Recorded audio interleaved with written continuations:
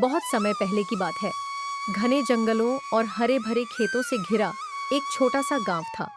वहां मिट्टी के घर थे, छप्पर की छतें थीं और पगडंडियों पर बैलगाड़ियां चला करती थीं।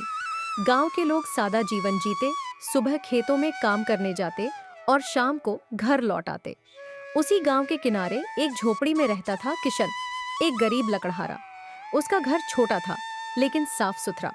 उसकी सबसे बड़ी दौलत थी उसकी बेटी मीरा, जो उसकी आंखों का तारा थी। हर सुबह सूरज उगने से पहले ही किशन उठ जाता, कुल्हाड़ी कंधे पर रखता और जंगल की ओर निकल पड़ता।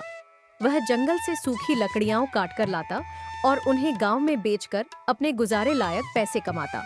एक दिन सुबह जब वह कुल्हाड़ी धार कर रहा था, मीरा दौड़ कर आई। उसके हाथ में टूटी हुई स्लेट थी। उसने मासूमियत से पूछा, बाबा, गांव के बच्चे स्कूल जाते हैं, मैं भी स्कूल जाऊं क्या? बेटी, तेरी पढ़ाई का सपना मेरा भी सपना है, लेकिन अभी पैसे नहीं हैं। मीरा की आंखें भर आईं, लेकिन वह मुस्कुराकर बोली, कोई बात नहीं बाबा, आप मेहनत करते रहो, एक दिन जरूर होगा। किशन ने बेटी को गले लगाया। उस रात उसने आसमान की ओर देखते हुए सोचा, मेरी मीरा पढ़ लिख जाए, मैं इसके लिए और मेहनत करूंगा। उस दिन सुबह सुबह किशन रोज की तरह जंगल पहुंचा। आसमान नीला था, हल्की ठंडी हवा बह रही थी, पेड़ों पर चिड़ियां चहचहा रही थीं। वह मन ही मन गुनगुनाता हुआ लकड़ी काटने लगा। लेकिन जैसे जैसे सूरज ऊपर चढ़ा, मौसम बदलने लगा। पहले हल्के बादल आए, फिर आसमान पर काले बादल छा गए।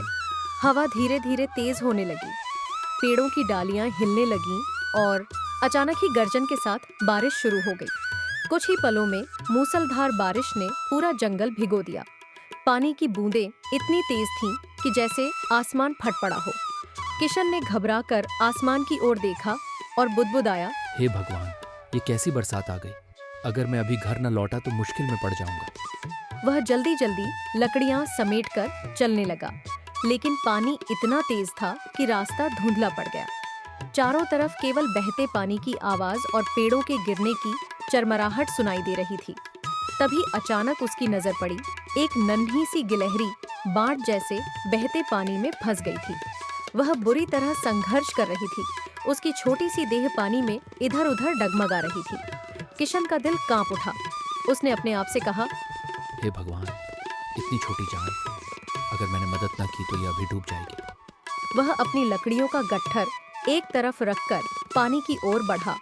तेज बहाव उसकी टांगों से टकरा रहा था, पैर फिसल रहे थे। उसने पूरी ताकत से हाथ बढ़ाया और आखिरकार गिलहरी को अपनी हथेली में पकड़ लिया। गिलहरी कांप रही थी। उसके छोटे छोटे पंजे किशन की उंगलियों से लिपट गए, मानो कह रहे हों, मुझे मत छोड़ना।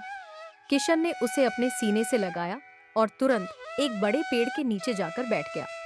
उसने अपने गमछे से गिलहरी को पोंछा और उसे टहनी पर रखा।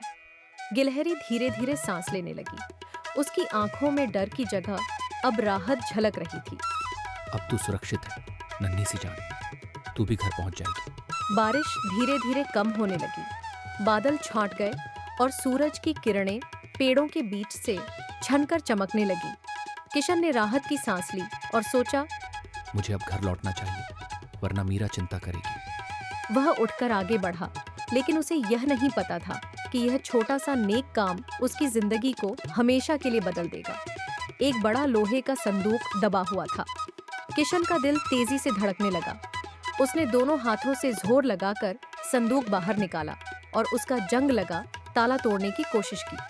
थोड़ी मशक्कत के बाद ताला खुल गया। जैसे ही ढक्कन खुला, उसकी आंखें चौंधिया गईं। अंदर चमचमाते सोने के सिक्के, चांदी के आभूषण और चमकते हुए हीरे जवाहरात रखे थे। किशन हक्का बक्का रह गया। उसके होंठ कांपने लगे। हे भगवान, ये तो खजाना है। वह जमीन पर बैठ गया। उसकी आंखों में आंसू थे। उसने हाथ जोड़कर आसमान की ओर देखा और बोला, हे प्रभु, यह आपकी ही कृपा है। शायद यह उस गिलहरी को बचाने का फल है। आपने मेरी बेटी का सपना पूरा करने का रास्ता दिखा दिया।